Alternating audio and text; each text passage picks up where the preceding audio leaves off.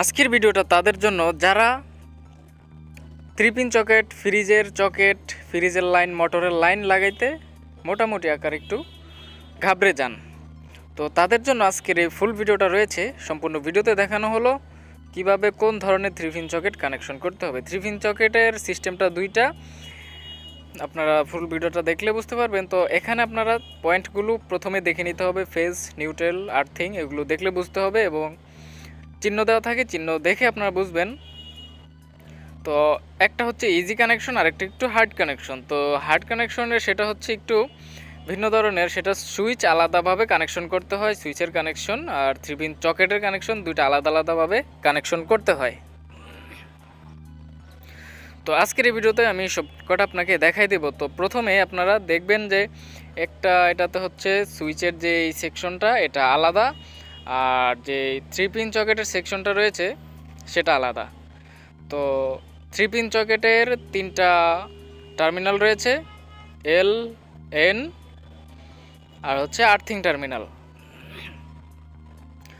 আর সুইচের 2টা টার্মিনাল, এগুলোতে কোনো চিহ্ন দেওয়া নাই, এগুলো এমনিতে টার্মিনাল মনে রাখবেন। তো আমরা ইজি কানেকশনটা প্রথমে দেখাবো। তো ইজি কানেকশনটা আমরা মেন সুইচ থেকে কানেকশনটা দেখাই, তাহলে আপনারা বুঝতে অসুবিধা হবে না। তো এটার কোনো সুইচের আলাদাভাবে কানেকশন করতে হয় না। তো ফেজ তার সরাসরি এলে লাগাই দিবেন, এল লেখা যে টার্মিনালটাতে সেটাতে, আর এন লেখা সেটাতে কালো তার কানেকশন করে দিতে হবে, কালো তার অর্থাৎ নিউট্রাল তার। তো এভাবে করে আপনারা কানেকশনটা করে দেওয়ার পরে আর বাকি থাকলো মাঝখানের যে নিউট্রাল টার্মিনাল, এটার আর্থিং দেওয়া আছে, নিউট্রাল না সরি আর্থিং। তো আর্থিংটা আপনারা যেভাবে কানেকশন করবেন, পল্লী বিদ্যুতে আর্থিং থাকে না, তো আর্থিংটা না থাকলে দেওয়া দরকার নাই। আর আপনারা ফেজ অথবা নিউট্রাল থেকে ওই মাঝখানের টার্মিনালটাতে কানেকশন কখনোই দিবেন না। অনেক সময় আপনাদের এই ভুল কানেকশনের জন্যই ফ্রিজ শর্ট হয়ে যায়। আর্থিং যাদের নাই তারা আর্থিং না দিলে কোনো সমস্যা নেই, চলতে পারবেন। ওকে,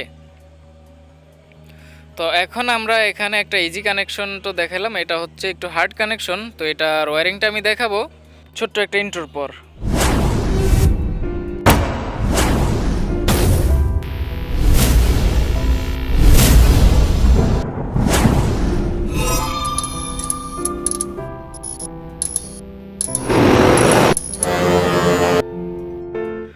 তো 3 পিন চকেটের হার্ড কানেকশনটা একটু অন্য ধরনের, এটার সুইচটা আলাদাভাবে কানেকশন করতে হয় আর 3 পিন চকেটটা আলাদাভাবে কানেকশন করতে হয়।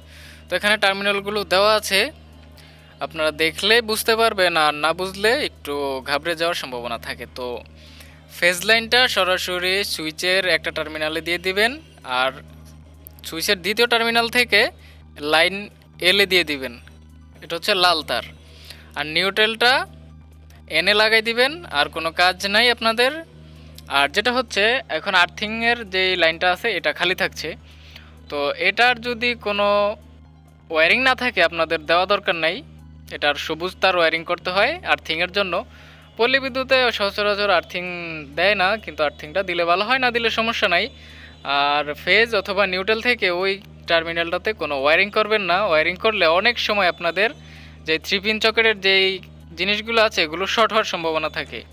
যেমন ধরুন ফ্রিজের বডি শর্ট হতে পারে 3 পিন চকেটের, আর যেই জিনিসগুলো আছে হিটার বা আয়রন, এগুলো বডি শর্ট হতে পারে। তো সেজন্য আপনাদেরকে এই ওয়্যারিংটা খালি রাখতে হবে।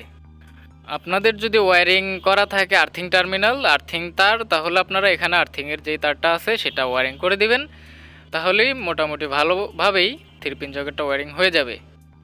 তো যদি ভিডিওটা ভালো লাগে একটা লাইক দিতে পারেন, আর চ্যানেলটা সাবস্ক্রাইব করে রাখতে পারেন পরবর্তী ওয়্যারিংয়ের ভিডিও নতুন দেখার জন্য। ধন্যবাদ সবাইকে, আজকের ভিডিওটা পর্যন্তই। ভালো থাকবেন, দেখা হচ্ছে পরবর্তী নতুন ভিডিওতে।